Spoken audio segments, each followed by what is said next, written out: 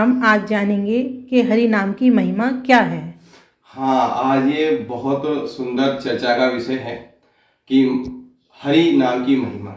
हरि नाम की महिमा तो सारे जितने भी सत्संग होते हैं, आज तक जितने भी अपने शास्त्र हैं, सब में बताई गई है कि इसकी महिमा अनंत है।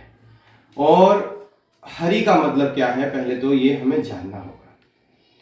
श्री हरि, श्री हरि का मतलब होता है द ऑल माइटी गॉड, सर्वशक्तिमान ईश्वर। जो सर्वशक्तिमान ईश्वर है, द ऑल माइटी गॉड है, उसको हम किसी भी रूप में मान सकते हैं क्योंकि वो सर्वशक्तिमान है।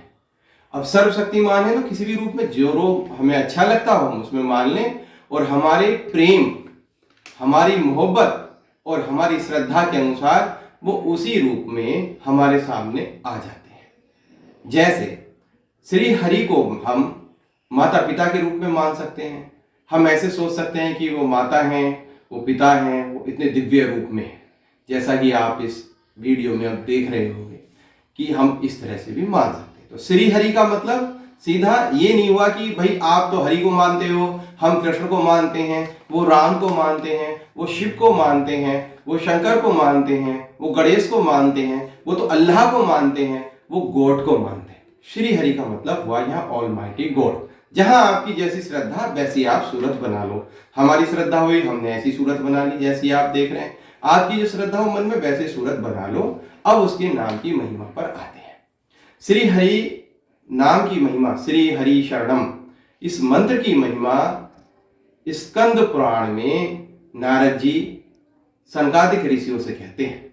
वो कहते हैं, हे सनकादिक ऋषियों, आपको ना तो कोई रोग होता है, ना ही आपको बुढ़ापा आता है, और ना ही आपको मन में कोई शौक होता है, और आप पर ना तो काल का असर चलता है, ना आप पर माया का असर होता है, ना आप पर महाकाल का असर होता है, ना आप पर मृत्यु का असर होता है।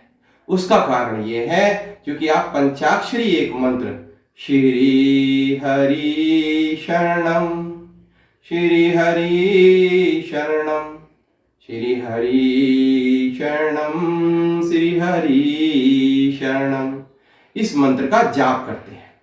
मतलब ये हुआ कि जो भी आपके गॉड हैं, जिस रूप में भी आप मानते हैं हमारे गॉड को, ऑल माइटी गॉड को, उस रूप में आप उनकी शरण में हैं।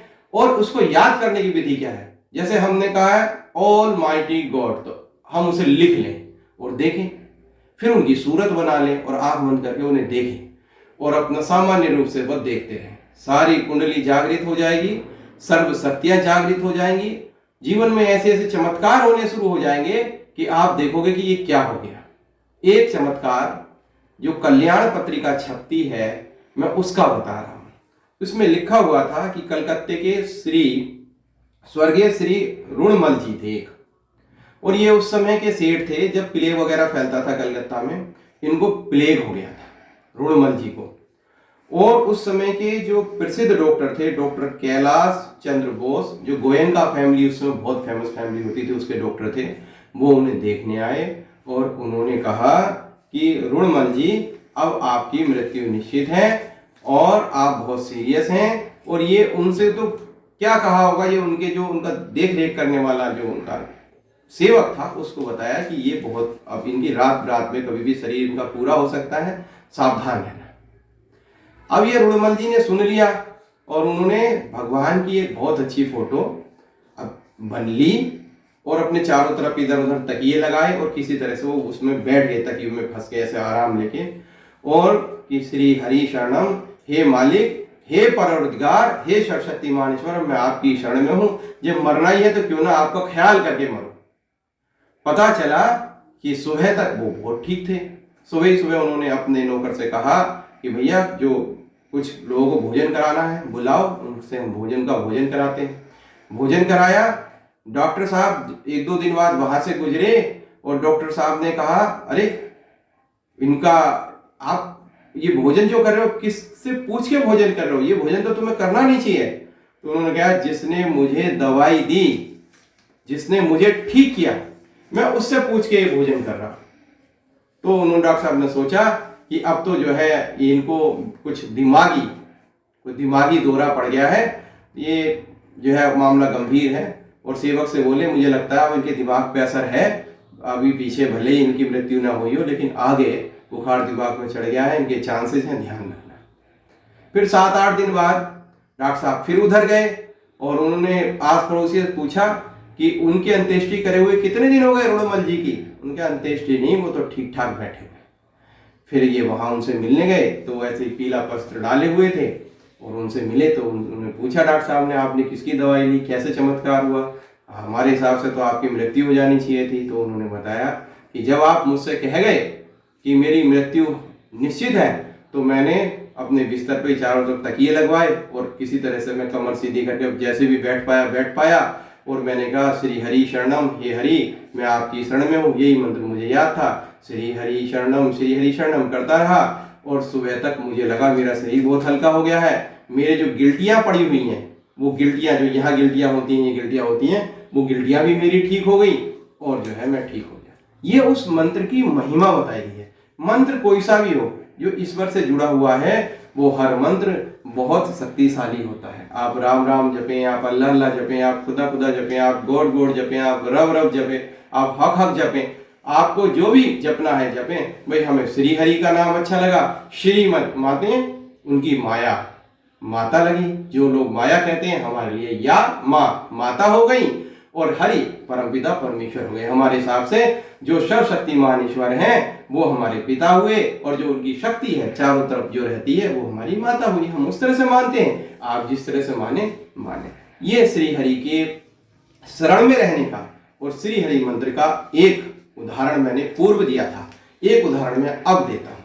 आपने बागेश्वर धाम तो सुना ही होगा, वहां पे पंडित धीरेन्द्र शास्त्री नामक एक लड़का है, 25, 26, 30 साल उम्र रही होगी अभी।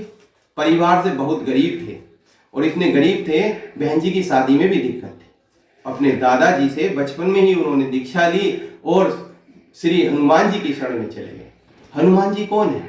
हनुमान जी स्वयं भगवान शंकर हैं और भगवान शंकर श्री हरि, और श्री हरि कौन? भगवान, सब एक ही हैं, फिर वही कहते हैं। वो उनकी शरण में चले गए और उनकी तपस्या का परिणाम ये हुआ कि उनके यहाँ खुद एक बड़ा कैंसर हॉस्पिटल खुल रहा है, बड़ा मंदिर बनने जा रहा है और खुद यहाँ के प्रधानमंत्री, भारत देश के प्रधानमंत्री उनके यहाँ आते हैं और उनकी माता जी से मिलते हैं, जिनसे शायद अगर जो पहली स्थिति रही हो कभी उन्होंने सोचा भी ना हो। और माता जी से वादा करते हैं कि आपके अस्पताल का उद्घाटन करने और आपके बेटे की शादी में बारात में हम आएंगे। प्रधानमंत्री को बुलाने से पहले प्रधानमंत्री ये कहते हैं ये क्या है? ये उस हरि की शरण में जाने का, उस परमेश्वर की शरण में जाने का, उस सर्वशक्तिमान ईश्वर की शरण में जाने का और उनका तप का एक परिणाम है। वरना कितने कितने बुद्धिमान लोग पड़े हैं, कितने शक्तिशाली लोग पड़े हैं जो वहां निमंत्रण देते हैं, सोर्स लगाते हैं, तब प्रधानमंत्री जैसी शख्सियत नहीं पहुंच पाती। जो प्रधानमंत्री को अमेरिका के प्रधानमंत्री सम्मान से बुलाते हैं, अमेरिका के राष्ट्रपति उनको सम्मान देते हैं और उनके साथ बैठते उठते उन्हें मित्र कहते हैं, वो प्रधानमंत्री एक साधारण वर्ग में, एक साधारण गर्ग परिवार में जन्मे हुए पंडित धीरेन्द्र शास्त्री जी को अपना छोटा भाई कहता है। उन्होंने कोई सोर्स नहीं लगाई, उन्होंने कोई पीएचडी नहीं की पंडित जी ने, और उन्होंने कोई कहीं जाके स्पेशल एजुकेशन नहीं ली। पंडित जी ने एक ही काम किया, श्री हरि की भक्ति में लीन हो गए और इस सृष्टि को, जो श्री हरि की सृष्टि है, उसमें नर्चर करने का काम किया, ट्रस्टी बनने का काम करा, सेवक बन गए और आज सनातन को जगा रहे हैं। तो ये आज का उदाहरण है। तो हम आपसे बार बार यही कहते हैं कि श्री हरि की भक्ति करें और श्री हरि की शरण में नतमस्तक हो जाएं, चलें फिरें उन श्री हरि का, आपके जो ऑलमाइटी गॉड हैं उनका ख्याल करें, उनका ध्यान करें, उसमें मस्त रहें। अगला रास्ता वो खुद दिखाएंगे। आओ हम सब मिलकर अब श्री हरि के मंत्र का जाप करते हैं। शरणं श्री हरि शरणं, श्री हरि शरणं, श्री हरि शरणं, श्री हरि शरणं, श्री हरि शरणं, श्री हरि शरणं, श्री हरि शरणं, श्रीहरि शरणं श्रीहरि शरणं श्रीहरि शरणं श्रीहरि शरणं श्रीहरि शरणं श्रीहरि शरणं श्रीहरि शरणं श्रीहरि शरणं श्रीहरि शरणं श्रीहरि